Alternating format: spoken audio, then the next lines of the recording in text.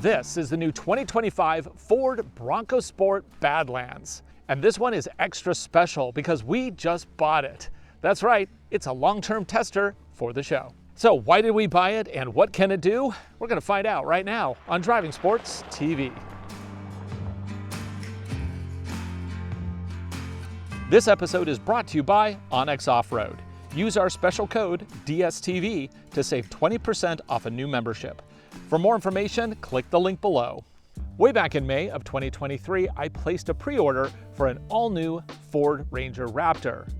Well, delivery took a little bit longer than I expected, and I didn't actually have this in my hands until April of 2024. And since then, I've had a lot of fun with this truck.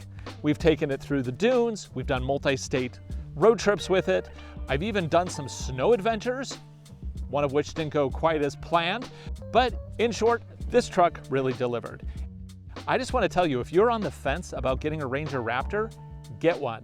These trucks are amazing. And beyond the 405 horsepower that it comes factory with, you can actually upgrade this like we did to 455 horsepower. That's right, it's a reflash and it's fully supported by Ford. Applicable in 49 states, not California. Sorry, California. In saying goodbye, I think it's important to touch on what I didn't like in this truck. And there's really only two things. First, there's the power cut issue because of traction control that I've covered extensively in other videos. I'm not gonna go there in this one. The other thing is when you have adaptive cruise control on and you're constantly tugging your wheel, that's no fun. It's like every 30 seconds, it's like, oh, driver, are you really there? Tug, yes, I'm really here. But that is basically it. So if it's such a great truck, why am I getting rid of it? Well, we have a show to produce here. This is a 2024. I feel like editorially, we covered everything that we needed to with this truck. And now it's time to play with something else. This is our new 2025 Ford Bronco Sport Badlands Edition. So why did we get yet another Ford? Well, to me, this is one of the most compelling compact crossovers with advanced off-road capabilities that you can buy today. And for 2025, it's getting a big bump in features and capability. I was very curious how all these features would work in the real world. You can only do so much testing with the typical one-week loaners that we get from the car manufacturers. And of course, further, we can do a lot more with a vehicle that we own because nobody can tell us not to put better tires on it. Yeah, with this one, we can do whatever we want until we get bored with it. Of course, for 2025, Ford has also released a new Badlands Sasquatch Edition. That comes with a bull bar, 29-inch all-terrain tires, and some extra rugged good looks. It really pushes the whole concept of an off-road ready crossover to new levels. It's also very expensive. The Badlands Sasquatch starts at over $45,000. And I just think that's too much money for a vehicle of this size. So instead, we went with a Badlands with minimal options. This one is already very impressive right out of the box.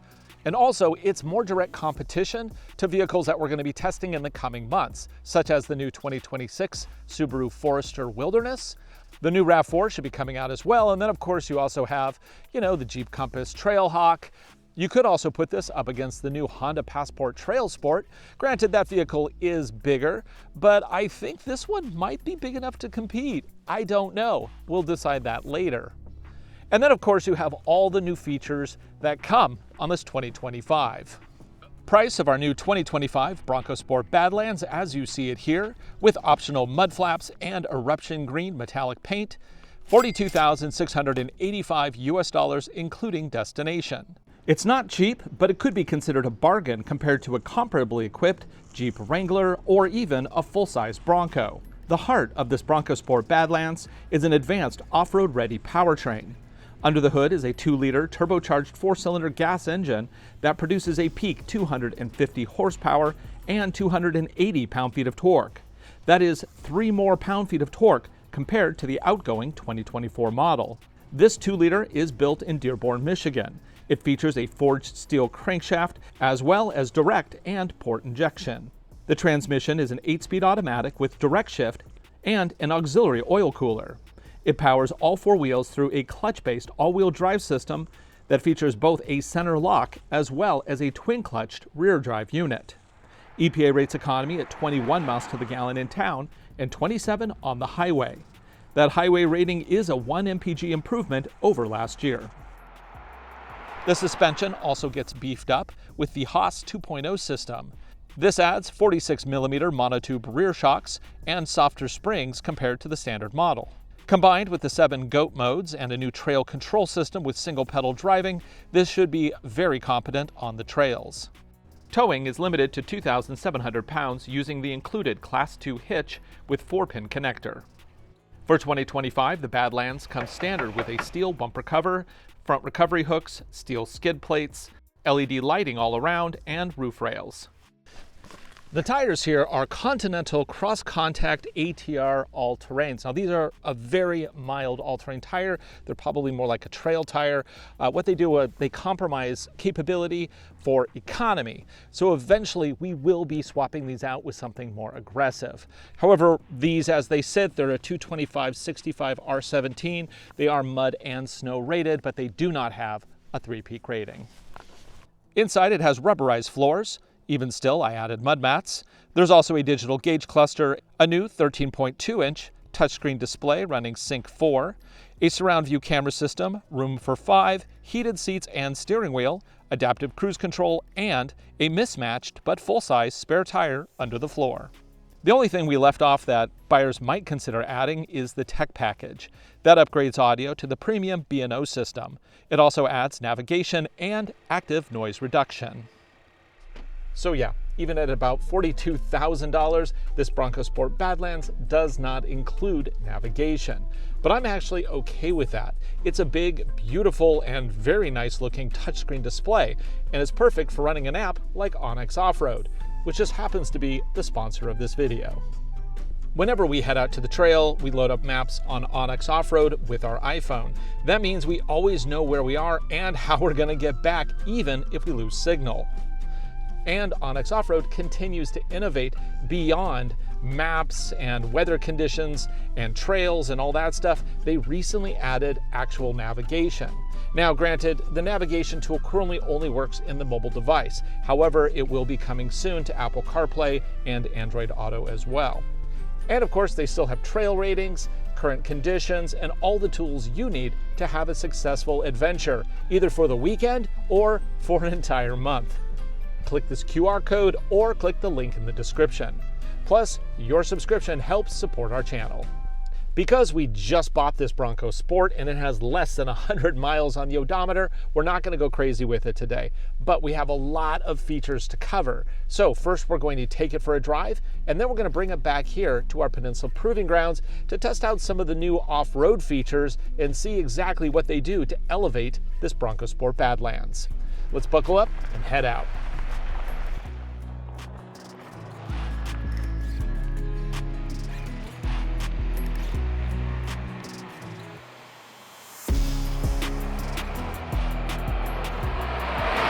Clearly, we haven't broken this in yet, and the break-in period is 1,000 miles for this vehicle per the documentation.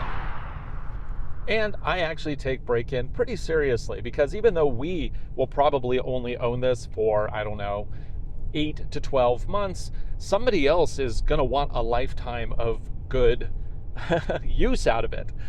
So you know what, I think the least I can do is do a proper break-in to get it started. So that means we're not going to bounce it off redline quite yet, but we will in the future. Also, I'm not going to really push it to its limit off-road. We're going to basically do an initial test today to see what its basic core capabilities are, go over all the features, and then in a future episode we will push it even further. But this is more like an introduction to what you get with this vehicle. This one was actually built for us. And what I really wanted on this one was the Badlands, but I didn't want all of the accessories. And the reason is simply, I don't know if you need to buy all those accessories. Like, how good is the base audio system? Do you need to go to the B&O? I've heard the B&O. I had it on my Ford Maverick a few years ago. Do you need to have the mapping system, or are Apple Maps and onX Offroad good enough? Now, I do like all of the interior stuff that you get with this vehicle. This is a very nicely appointed crossover. Not only do you get a fully digital gauge cluster here with really cool graphics, you also get this big touchscreen display in the middle. And I like it a lot. It is fantastic. Not only is the positioning of it and the size really nice, the quality of the graphics are excellent. It's very sharp and the colors have a lot of punch. Now, granted, downside with this vehicle, they have moved a lot of the physical buttons and switches up to a virtual panel, but I do like that it doesn't take a ton of the screen and they are very quick to respond, and honestly, they work really well. We still get some physical switchgear down here for volume control, as well as cameras, which you can actually turn on the camera here to look in the back while driving, which is interesting. And then, of course, we have all these bins. We got the rotary gear shifter down here, and then the goat modes. But overall, this interior, I think it really is, it's really nicely done. Just the variety of materials, the shape, it's soft touch in all the places where your hands actually go. And then you even get 2 USB-C sockets up here in this little bin behind the touchscreen, which is really nice.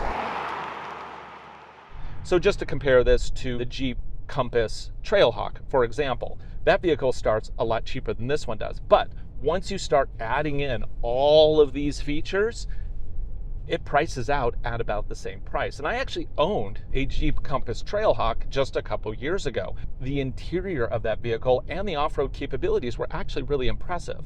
The only thing I didn't like with that vehicle was that I bought mine before the turbo was available. So what I had was the old Tiger Shark motor, which was really slow.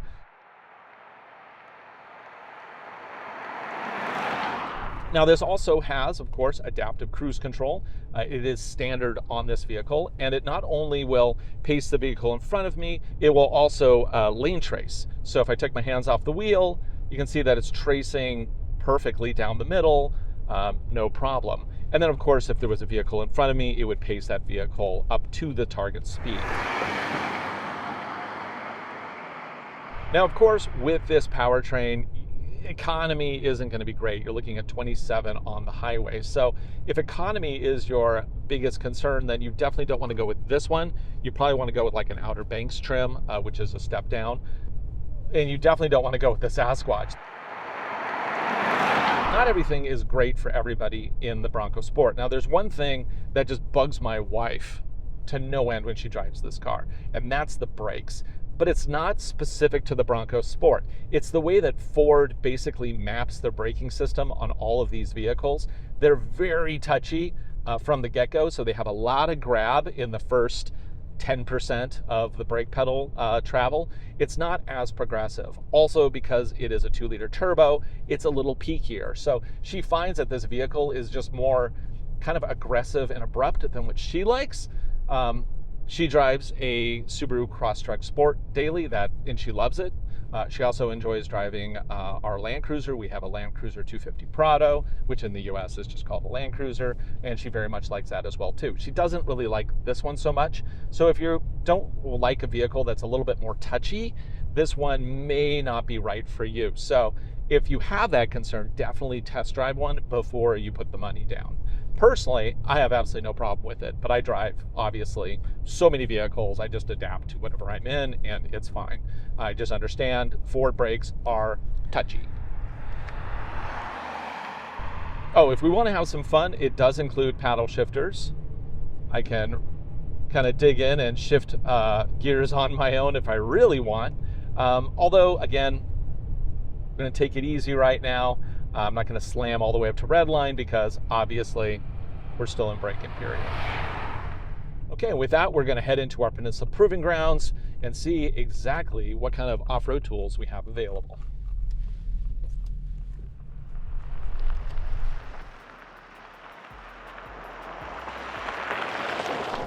Now, I think one of the most important things in a vehicle that portends to be an off-road vehicle is, where do you put stuff? Like, what does the storage situation in back look like? Let's take a quick look at that before we head into the trails. In the back, you get a solid floor covering a full-size but mismatched tire. I do love how the liftgate has adjustable overhead lighting. That's a nice touch. There's also a 400-watt AC power inverter and a 12-volt plug for accessories. The Badlands also comes with a rubber seatback protector. Can you sleep in it? Thanks to the rigid flat floor, it's not an issue. I'm 6'1" and I fit okay. Okay, second row. Now, obviously this is a compact crossover and you're gonna give up some space. This is where I would be seated if I were driving. I'm 6'1", legs torso proportionate, and I barely fit. Like, it is super snug. I do get a pouch here, which is neat. Also, they have some like MOLLE slots here, so you can add some accessories. Down here, I get an AC power inverter that's good for 400 watts, plus a couple USB-C. And look at that, vents. I love vents in these type of vehicles. Over here, I do get a fold-down armrest with integrated cup holders, and on the seats here, I get a place to put my phone, which is, I don't know, it's kind of cool. It's a usable space that previously wasn't used. Now, I do have lots of headroom here. There is no sunroof at this trim level, and I think especially considering this is a 105-inch wheelbase vehicle, that this second row really isn't that bad.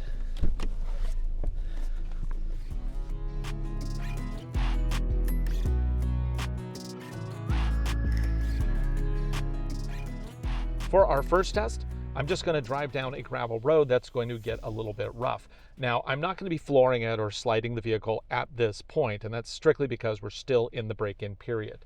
But we will be actually like testing out rally mode in a proper way in future episodes. But let's see what this is like just going down a gravel road that gets progressively rougher. So right here, I am feeling what the wheels are doing. I can feel little bumps, but it's not jarring at all. It's actually quite smooth. Very nice here. Then stop, do a little turn here. Again, not sliding it around quite yet. Increase my speed. Now this is where it's going to get very rough as we climb the gravel pit. And yeah, I'm getting bounced around a little bit, but it's very nice considering how much work those wheels are doing right there. What it's doing best is it's taking that bite off the initial impacts, it's smoothing those out, so it feels really good in rough surfaces. I have to say, I've never driven that road with a Bronco Sport before, and this Badlands, that's actually really good. Now, because these are not remote reservoir shocks, I don't think you want to do that in 120-degree temperatures for, 8 hours. But for limited application like that, I think it's actually a really good setup.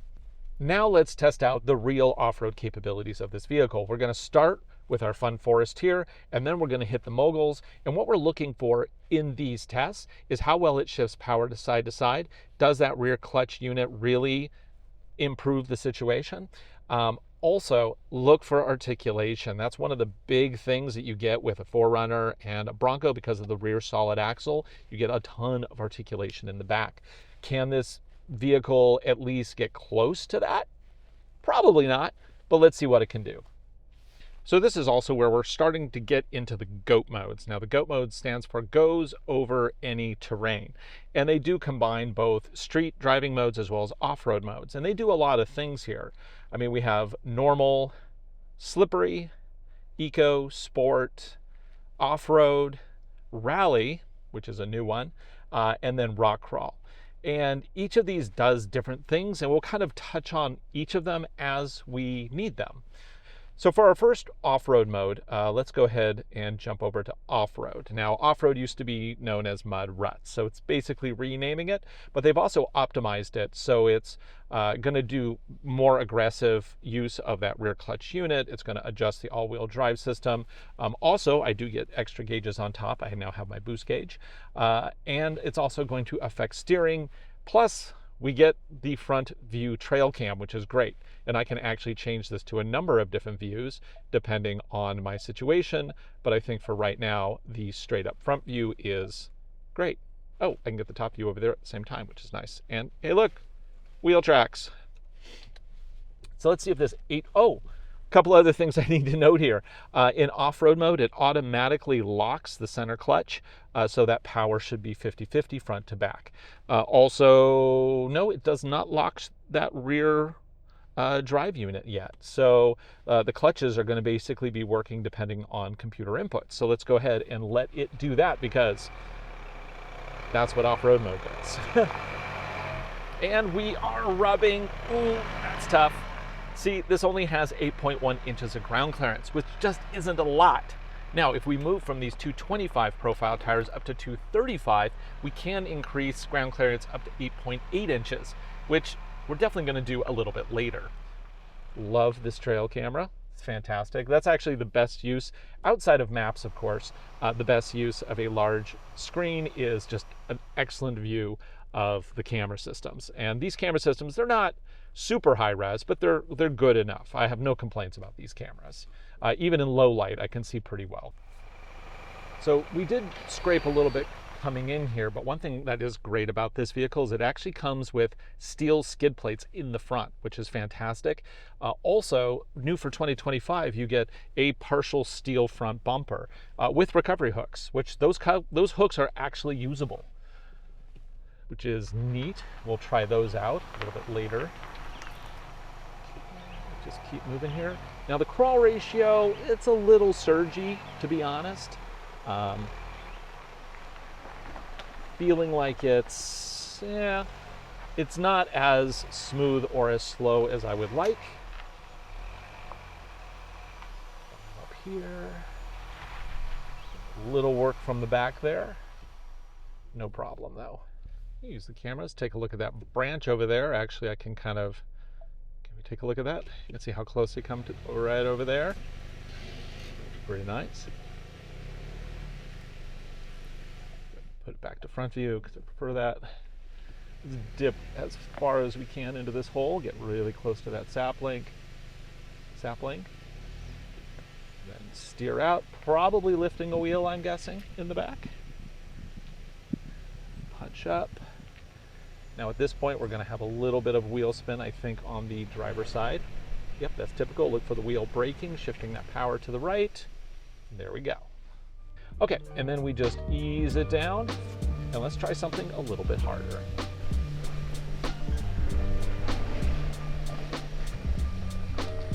Okay, so over here we have our moguls. This will be in a more extreme test of that wheel shifting capabilities. Also, we should see some articulation happening here. Now, it's currently 29 degrees outside, so everything is rock hard. So unfortunately, we don't have the slippery stuff going in. We'll test mud, I guess, on another date. So on the moguls here, we are going to look for articulation, but I'm also going to test out the two different ways we can use this all-wheel drive system. First, we'll do it in off-road use, which does not lock that rear drive unit. And then we're going to do it again in rock crawl mode, which does. And just kind of see how it changes things up. So, also look for articulation, how much wheel motion we have.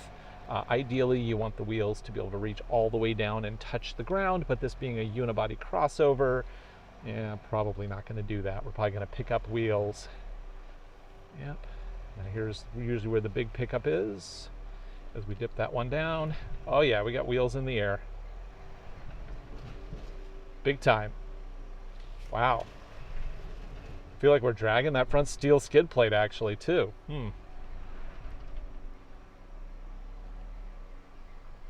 Right, well, let's do that again. And this time we'll do it with the rear drive unit engaged. Now this is always fun going backwards. And fun fact, the drive modes still function backwards too. Whoa, there's the big boy. Ooh, well, it broke in that skid plate that time. Yikes. Okay, so now let's go ahead and turn it on to rock crawl mode. So with rock crawl mode, it engages that rear diff. It doesn't automatically put me into the single pedal drive mode. For that, I need to use the trail control. Let's go ahead and do that too. So we're just going to stack our features. So for one pedal mode, I just turn it on. I don't hit the set button. And so now when I add gas, oh, that's interesting. It's like the brake is on when I pull off the gas. Oh my gosh, this is a crawl mode. What the heck? Okay, this is crazy. I can inch forward with so much control here. I know on the outside it's not very exciting. It looks like I'm going super, super slow because I am. And that is what is exciting about this. What the heck? And then I can even, if I get up to a spot here where it would roll back naturally, normally. So we're going to lift that rear wheel. Now, if I left off the gas, normally I'd roll back, but now I lift off and I'm going to hold because it puts the brake on. It's like two-pedal driving automatically. Crossovers typically don't like two pedals, so it's nice that they give me a way to do it here. You'll probably hear that front skid plate grind a little bit. Yep, as we're hitting that surface. Ooh. And then down we go. See, we can let it down so much softer when we're driving this slow. Wow, that's impressive. Now, one pedal drive mode is new to the Bronco Sport for 2025. And that right there, that is a transformative feature. I mean, I'm crawling, the slowest I've ever crawled in a crossover. Wow. Now let's go ahead and continue on. And I'm just going to keep this mode going as I set up for the sand slide. And I'm also going to take a look at exactly how much scratching did we just do to the skid plate in the front. It's a steel skid plate, so I'm not too worried, but I am curious. So they say this has a 30.4 degree approach angle. Little grinding there. It's not too bad. We're going to continue on here. Now we are still in single pedal mode. It's so slow. That is insane. I mean, until you try this, you have no idea. Like, this is huge. What the heck? Okay, well, that is interesting, but we're not crawling over rocks here. So let's go ahead and turn that off. And I'm just going to manually drive over this. We're probably going to lift that rear wheel as we take the hard line over the sand slide here, dip in. Let's continue up. Oh, there's the high point. A little more grinding. No, we're doing good. Nice.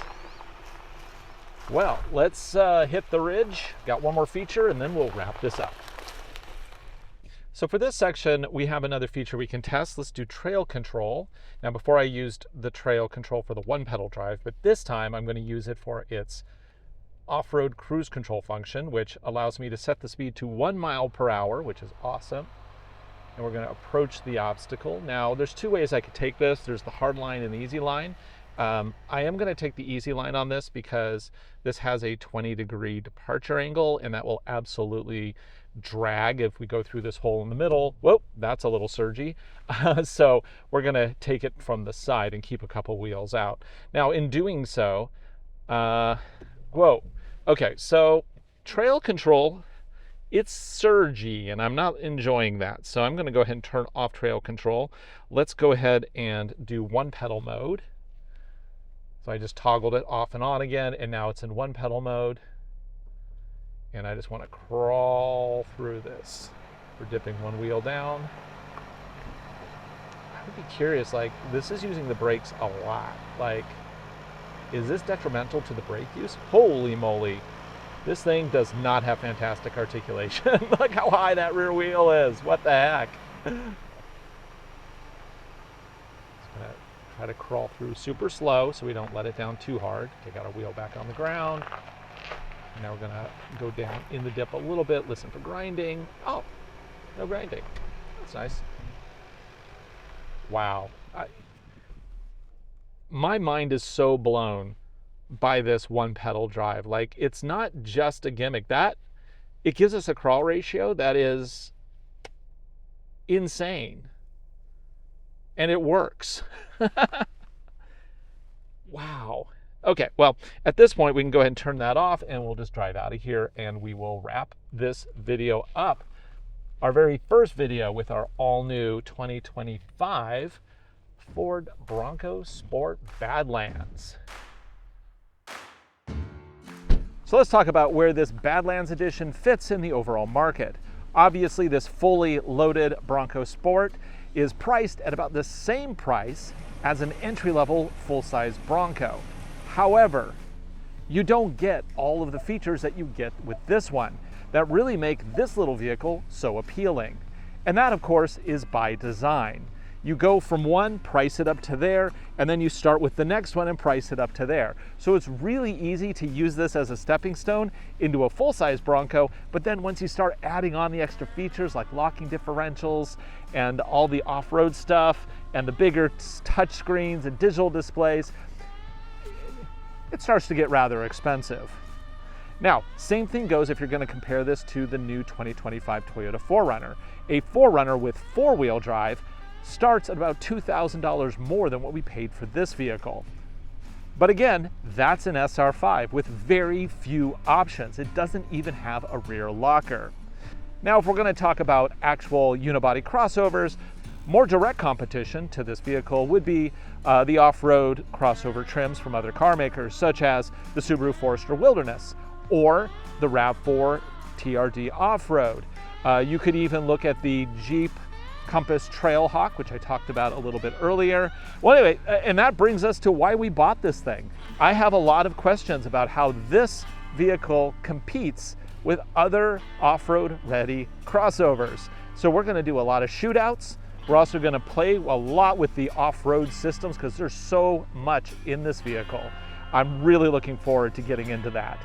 I hope you enjoyed this first look at our new long-term 2025 Ford Bronco Sport Badlands. What do you think? Post a comment below. Also, what do you want us to compare this to? Leave us your comments and we'll see what we can throw together. For Driving Sports TV, I'm Ryan Douthit. Thanks for watching. Be sure to like, subscribe, share our videos. We make them for you, and I hope you enjoy them. We'll see you again right here real soon.